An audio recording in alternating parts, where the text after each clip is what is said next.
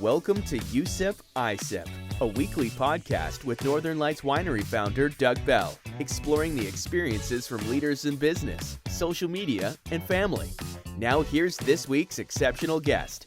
Welcome to another episode of You Sip, I Sip. My name's Doug Bell, the host of the podcast, and I want to take everybody back just a few moments, okay? A couple of weeks ago, I was scrolling through TikTok, yes, guilty pleasure, you know it, doing research, and I came across this gentleman and his company. Now, there are very few times in my life where I've been completely blown away by an idea that I think is incredibly opportunistic and giving. And so this gentleman has been able to create a product that is for profit, but yet does so much good to society that it creates an opportunity for so many people. Welcome, Josh Cliffords, the owner, operator, founder of FreeWater. Thanks for having me. Really appreciate being here. All right. So I want to dive into it. What is FreeWater and what do you do? So FreeWater is the world's first free beverage company. We're actually negatively priced. It's free. It donates to charity every bottle or box, and we still earn a profit. And so it works because the packaging is a new type of media and e-commerce platform, starting with the physical, and we could dive into the tech later. And yeah, the most unique thing about our product is it's literally negatively priced. Today, it's 110, 115% off. As we build out these new types of channels and infrastructures, we're taking it to negative 150, 160, but we still earn more money than you could make compared to selling groceries today. Wait. You just said that the bottle of water is free? It's free and it donates to charity. And we still make, so it's negatively priced. As far as we know, these are the first negatively priced consumer products. Okay.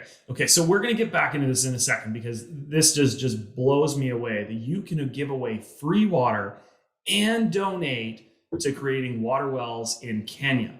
Now, before we get started on this, because I'm super interested to hear how this idea came forward and how your business started.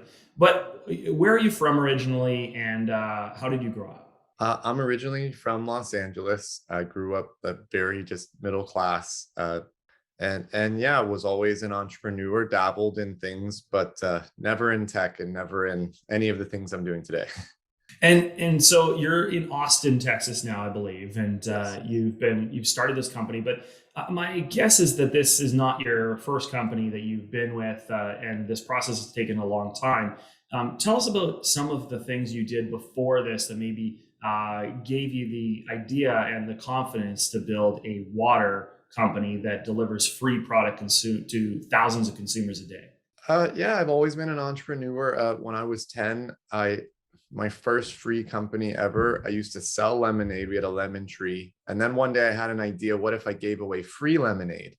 And it was actually a weekend and over a weekend. And at that time I had a really big baseball and basketball and football card collection. And so when everybody came to get the free lemonade, I sold them all the sports cards. And I parlayed that into a couple $1,000 investment into Microsoft when I was 10 years old. So that I'm 37 now. So that was back in 1995. So now at this stage of my life, I've got like 27 years stock market experience. So I've been, investing my own money for most of my life. I used to own a gym for athletes. I was a personal trainer for athletes in Los Angeles. And I was tired of doing that, not because I didn't love the job, but I wasn't done pushing myself yet.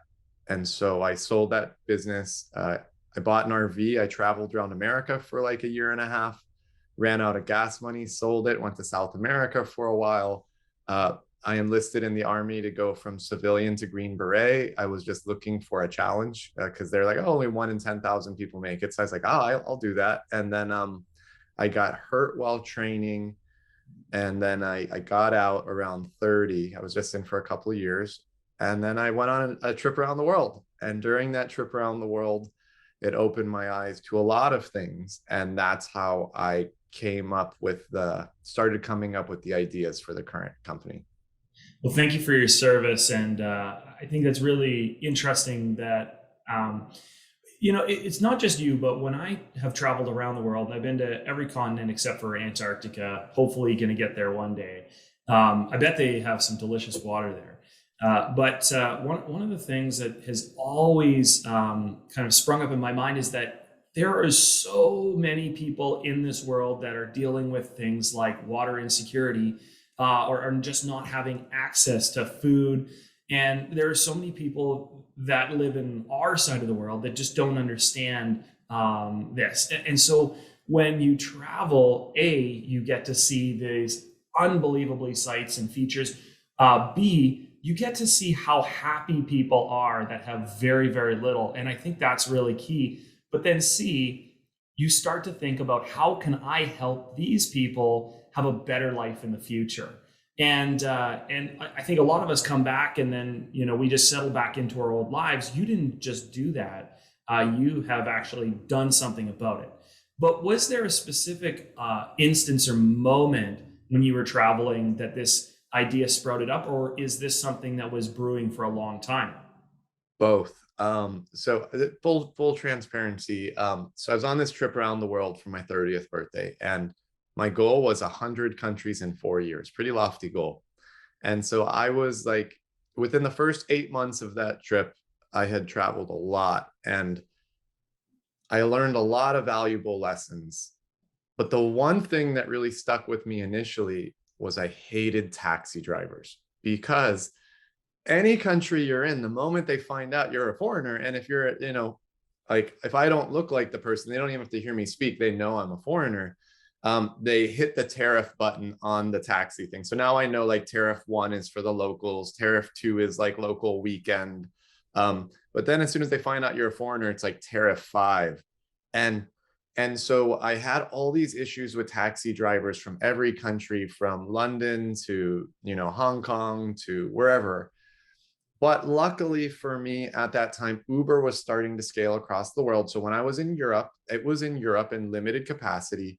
But the final straw was I was on my way to the biggest music festival in Budapest, Hungary. Then my Uber driver pulled over and tried to rob me with a knife. And when that happened and I got out of that situation, I walked the last couple kilometers to the music festival, and I was so angry. I was just like, you know what?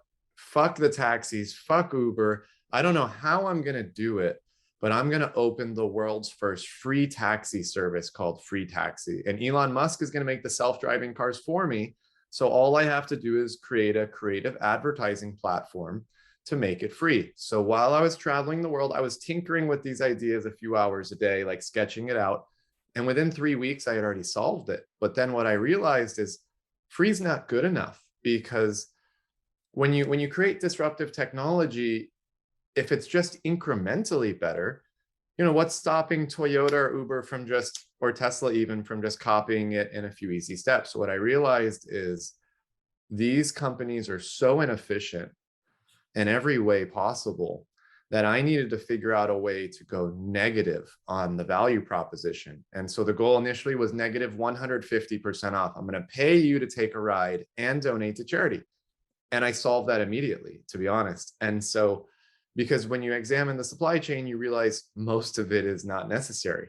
And so when you throw out all that stuff, then you can make money being extremely green and lean. And so then when I was working on these things, I was in Italy for like 5 minutes, and these two Nigerian refugees, I came across, their story was so sad. I canceled the rest of my trip around the world to make a nonprofit in Eastern Europe called Save the Refugees. And we helped more than 10,000 people in 18 months. And hearing those stories, we found that 20 or 25% of them left their countries because they said they didn't have water, food, or medicine. And now I was still so mad at the taxi industry, but I was working on free taxi, free flights, and free electricity at the time. And I was like, you know what? I'm going to do free water and free food later on, because this is obviously a big deal. I met my wife in Eastern Europe. We got married. We were pretty much retired, living in a small Eastern European country called Montenegro on the Mediterranean. And I kind of forgot about all these free things. And one day I was sitting on the beach and I was just like, I should start working on these projects again, because Elon Musk is saying the self-driving cars are right around the corner. Still not here yet, but so started working again full time on these things. I quickly realized that the free taxi business model, or free electricity, or you name it, I could make any product free or negatively priced. Any product that's currently sold at a Walmart, Target, Costco, any of them. Now, and I could physically touch them, or I don't even have to touch them at all, and I could make Costco free. And they can't even stop us, because the only way for them to prevent it would be to stop accepting digital payment, and everything's going the other way. And so started working on these things. I was working on free taxi for at least 9 months, and I was making a commercial for free taxi in the United States, just that annoying guy on the street with a camera crew, like, would you take a ride in a free Uber? And the camera guy was just like, I'm thirsty, like, please go get me some water. So I go into 7-Eleven near Times Square, and then I see a box of this brand called Boxed Water is Better. Have you ever seen it before? Yes. I'm looking at the box and I'm thinking to myself, like, what an ugly logo and what a waste of real estate. Like, you could print anything there. Why would you print that? And then I remembered the missing people on the milk packages. I was like, wow, for 50 plus years, we've had the ability to print photogenic images on packaging, but it has to be better than it was 50, 70 years ago. Then I kind of felt my phone in my pocket. I was like, wait a minute, every phone has a built-in NFC chip scanner and QR code reader, so I could bring anything to life. And then I was remembering the stories from the refugees. And so I went home, I told my mom after we got done wrapping up the filming, and she was like, listen, free taxi, free electricity, these are like huge ideas. And whether you solved it or not, you're no Elon Musk. We're not rich. You're not famous. No one's going to give you a car company. No one's going to give you an electricity company, you know? So start with something simple like a free bag of potatoes or a free water. And it's more meaningful, number one. And number two, once you make those things free or negatively priced, then people will listen to you about free pharmaceuticals, free electricity, free other things. And she was like, besides, if you make free cars, if you make all cars free, how many lives would you save a year with autonomous transportation? I was like, 1.4 million. I knew that because that's a number from Elon. And she was like, well, how many lives would you save if you made water, food, and medicine free for everyone across the world? I was like, I have no idea. So I did like a month of research, and I came to a number 40 to 50 million lives a year. And so she was like, listen, Wow. it's easier and it's more meaningful. Do that. And so I took her advice and I made the pivot from free taxi and all these other free things to this. We'll still do those other things later, and I'm very passionate about it. But the free water business model is the free taxi business model dumbed down 99%. And so since I already solved ways to make the most advanced things free, free pharmaceuticals, negatively priced pharmaceuticals are the most difficult process. So since I've already solved the most difficult one, and then the next one would be electricity and some of these other things, I kind of have this clear roadmap of a product rollout, because now where we're at today, I've categorized all these different products into different types of categories. This is category one. Pharmaceuticals or your wine without logos on your wine would be category two. It's the same category as free Ubers or free electricity or whatever. So then it's pretty unique, the roadmap. And just because I started with the hardest things first, and I don't know, did that, long story short, did that answer the question?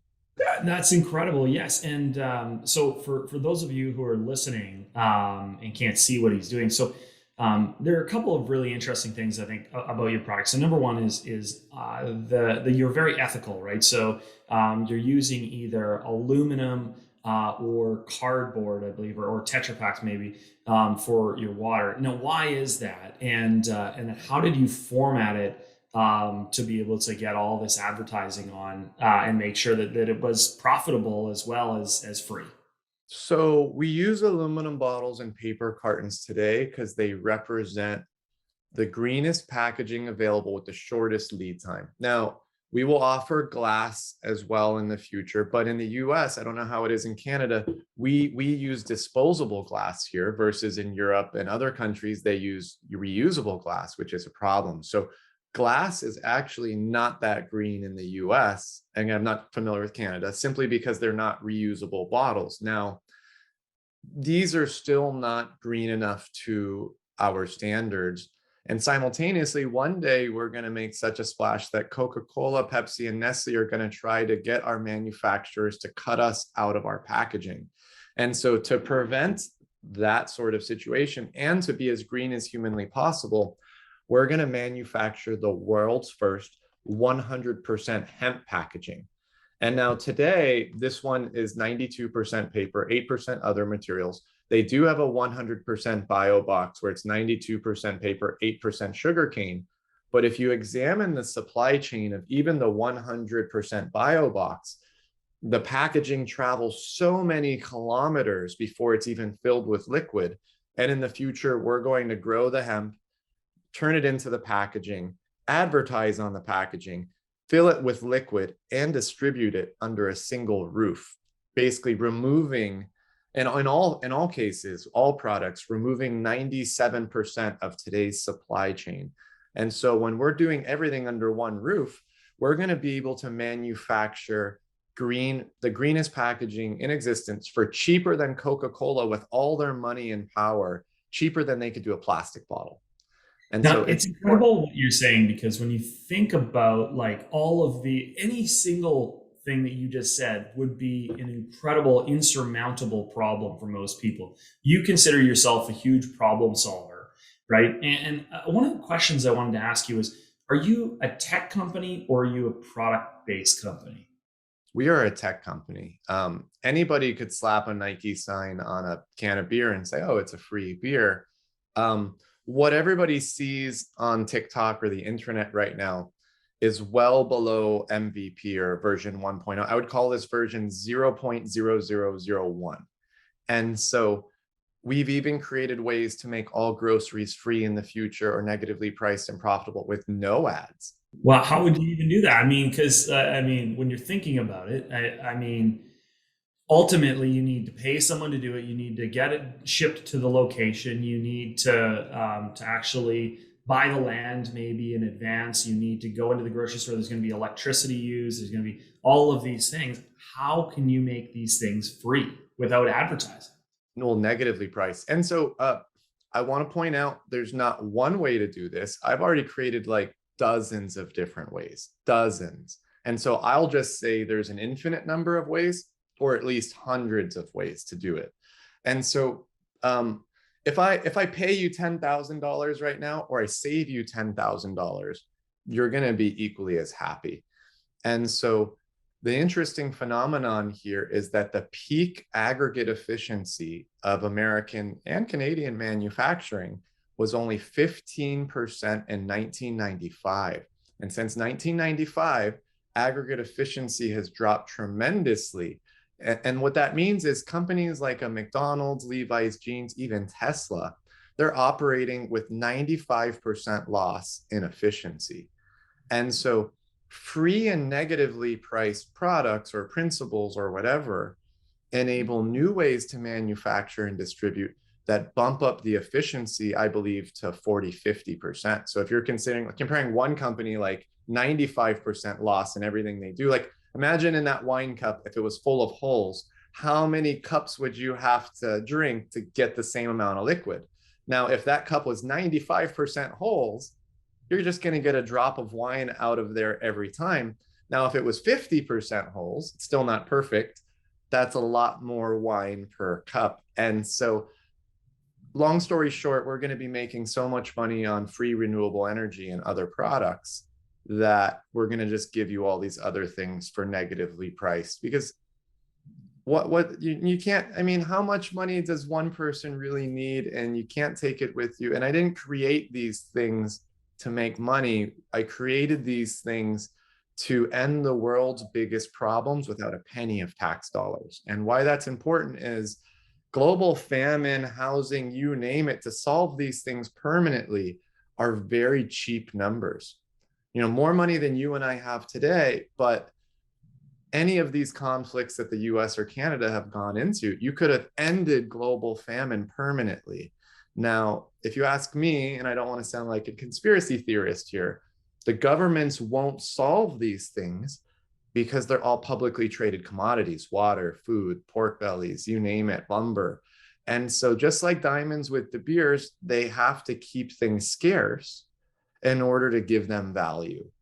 And so a lot of these crises are literally man-made, not only from efficiency, but because they don't want to solve them. And so I didn't want to wait for a president in my country or your country or any country to quote unquote save the world. And so we're doing it without them. And so no one's going to care if everybody will get, some people will get upset if the tax dollars increase because you're doing these things, but no one's going to tell a private company that they can't end global famine or replant the trees in the rainforest or pick up all the trash in the ocean. I sure hope not. And if they do, we all got to look at ourselves in the mirror for sure. Now, one of the pieces of criticism that you can get from having a bottled water company is that, of course, the absolute least, or in my knowledge, the absolute least amount of carbon footprint you could have is drinking water out of the tap. Now, we all know that it's all a supply and demand game, and generally people do want water on the go. They want water where they are, and they want the portability of the bottle. But how do you kind of bring that into your business model and make it work to your advantage? Okay, there's a few answers to that. Number one, I started FreeWater to end the global water crisis permanently without a penny of tax dollars. So if you ask the UN to end the global water crisis permanently, is some ridiculous number, hundreds of billions. But I've calculated to be somewhere between 5 and 10. Not spending money how the government spends money, which is like $50 for a hammer, $1 million for a chainsaw. And so when spent right, it's 5 to 10 billion. And so there's an interesting phenomenon when you live in a country with a large population, such as the US or bigger. We have 340 million people in here. The average American spends $500 a year on bottled water, and they drink 6 bottles per day. And so we just want to, our goal is to get 10% of Americans to drink 3 free waters per day, save that money. And the donations to charity, because it's a minimum of 10 cents per bottle, that equates to $3.4 billion a year being donated to the global water crisis responsibly. So in a handful of years, we've ended the global water crisis permanently while saving people money. Now, number two, you are right. The best way to be efficient and clean and environmentally friendly is to just drink tap water. But the problem we have here in the US and Canada, I'm not sure about the exact numbers with Canada, is 200 million or more Americans, we have PFAS contamination in our tap water. Probably the same in Canada too. PFAS and all these other similar chemicals have thousands of years of shelf life. And the government can't filter it right now, which is why they don't talk about it. But this is proven to cause blood cancer. And so the tap water is unfortunately, for many people, not the option because it is a cancerous thing. And in order to solve this, every house would have to have like 5 to 10 filters the size of scuba tanks to filter before it goes into your tap and shower and toilet. And so unfortunately, there's an infrastructure issue here in many countries, but especially in America and Canada. I mean, look at the indigenous people in both of our countries that have these problems. But non-indigenous people like Jackson, Mississippi, we were there 6 weeks ago. The people's water in their tap looks like chocolate milk. And so the government needs to spend billions of dollars to fix these aging infrastructures in both of our countries. And so why don't they? Is the question. Is it because the Coke and Pepsi and Nestle lobbyists are forcing them to do it more slowly? Is it, I don't know, but like, and so big picture, again, like one more thing on the efficiency and environment, FreeWater is just the first product of our future free or negatively priced supermarkets. Now, 30% of the groceries in my country and your country go straight from the supermarket shelf and into the trash because they're too expensive. So that means free supermarkets cuts USA and Canada's food waste by 30%. USA alone, that's 60 billion in savings a year. But it's more than that because that piece of fish, 30% of the fish from the glass case goes straight into the trash. Well, maybe that piece of fish came from New Zealand or Argentina or Alaska. And what's it's wrapped in plastic too. And so that plastic came from oil from Saudi Arabia, which was shipped to China to make plastic pellets. And then those plastic pellets were shipped to, let's say, Argentina to smelt it into the plastic wrap. Then it was wrapped. Then it's got dozens of stops along the supply chain before it ends up in one of our supermarkets, just to have 1/3 of them be thrown in the trash. And so we're talking about tremendous savings on the environment, efficiency, a huge green impact of these free products. I love it. Yeah. And in Canada, we've definitely had our fair share of embarrassing moments, and they are continuing in terms of providing clean drinking water. And for a country with, I think, the most natural water in the world, it is really scary to think about that. Now, part of your business is also the fact that you're reducing how far you have to ship to do things. You kind of alluded to that. Do you want to talk about that a little bit? Because I do think it's important. So I'll use our company as an example. Today, we're outsourcing aluminum and paper carton spring water from different manufacturers in the United States. And unless you pay for a direct shipping truck, for example, one of our manufacturers in Northern California, to get from Northern California to Austin, it will stop like 7 times before it gets there. Every time it stops, the forklift guy goes and empties out all the pallets from the truck. They put new ones in, so 6 stops means each pallet's moved 12 times before it gets to you. A lot of times they accidentally crash the forklift into the pallet, destroy everything. I'm sure once you start shipping into America and stuff, you're going to have your wine bottles like sometimes get destroyed in this process, right? But with certain products, the future is doing everything locally. So you're going to manufacture not only the product, but the packaging at location A. And then since it's free, give it away for free at or next to location A. So no shipping in the future. And there's these new ways of manufacturing and distributing that are only possible if it's free or negatively priced. So when you make a product for sale, people tend to make a very big centralized solution, like think Amazon fulfillment, Budweiser beer, whatever it is. And then you ship stuff across a town, city, state, country, or the world.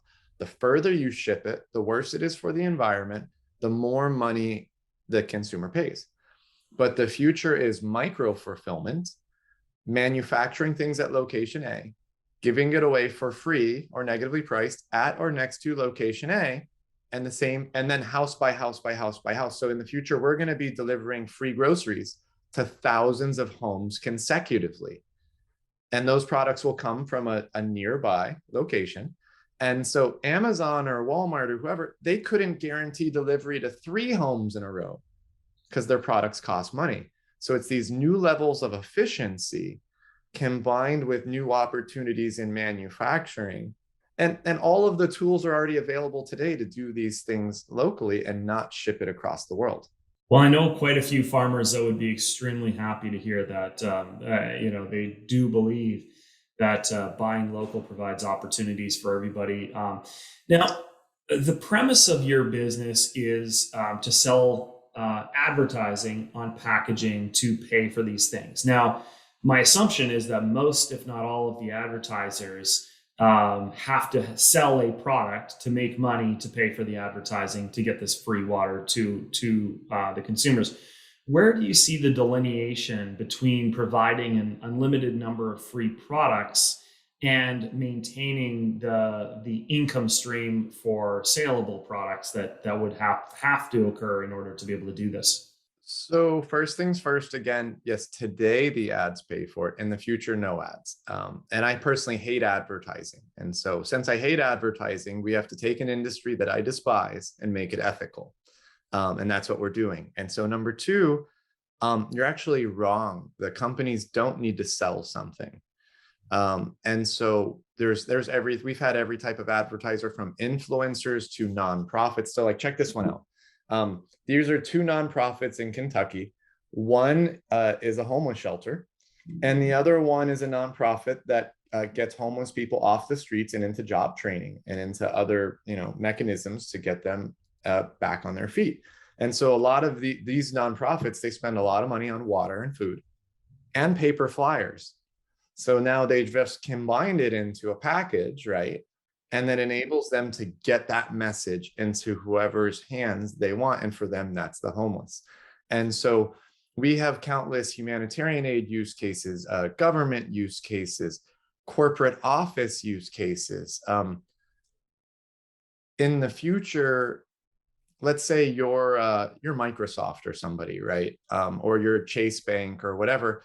Odds are you probably already have a high-end bottled water solution for your employees, like Fiji or Evian. You're already spending $1 or more per water, but those waters don't do anything for you. So in the future, we'll be helping companies like that to protect them from being hacked, because I know a lot about hacking and other things. And so Fiji Water does not prevent Microsoft from being hacked or Wells Fargo from being hacked. And so in the future, we'll be printing and for a lesser price than they're already paying for these waters. So it's actually saving them money. I'm going to print all the ways on the packaging to prevent their employees from being hacked. Now, on the other part of the packaging, they could also put, hey, the first Friday of every month is Hawaiian T-shirt day, or whatever is important to their business. But for zero out of pocket in that solution, because they're already paying for the bottled water, now we're improving their internal processes. We're saving them money. They're getting amazing PR because we donate to charity every beverage. And when we prevent them from being hacked once a decade, we've saved them billions or tens of billions of dollars. But for some of them, most importantly, embarrassment, right? Mm-hmm. For zero out of pocket. And so our product is infinite because there's an infinite number of ways you could decorate the packaging. And every one of those paint jobs solves a different business solution. And so the physical packaging is most important. But then with the QR codes, we could connect anything on the internet. So that's infinite. But with augmented reality, you could advertise beyond the packaging as well. And so those triple blank canvases right there, there's an infinite number of combinations of business solutions. But the most important one is the physical one. If that I makes love sense. it. And not just the physical, but you also incorporate QR codes and create dynamic ads and things that can change over time, which is great. Now, the next thing that I think all of the audience is wondering is, I mean, of course, so Northern Lights Winery, my wine brand, makes specialized fruit wines. But how are you going to make something like this free? Because so I get like, bananas make sense, electricity, I kind of get that. I'm trying to wrap my head around all these amazing free things. But you start getting into like wine or liquor or that kind of stuff. How can you make stuff that is like more expensive to produce? And is it just the same thing? We're talking about synergies. We're talking about reducing the costs, or how do you make that happen? Again, there's infinite number of ways to do this. So let's just talk about a couple because we don't have all day here.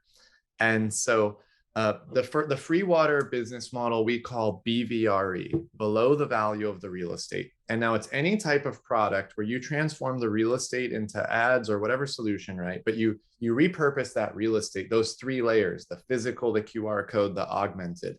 That covers the cost to manufacture, distribute, our donation to charity, salesperson's commission. We have bigger commission than pretty much any product you could sell, and the company's profit. And while that sounds like a lot, and it is, this works for water, soda, beer, legal marijuana, fruits, vegetables, cereals, toiletries, household cleaning items, certain types of clothing if you want the ads on it, low-end generic pharmaceuticals, Advil, Tylenol, cough syrup, but also it's not just cheapy items because it is a different type of real estate. It's almost every type of public transportation, but also a lot of private transportation because that's the free taxi business model. So I'll give you an example. We ordered 25 Tesla self-driving Cybertrucks, knowing that Elon will be famously late on delivery, which is awesome.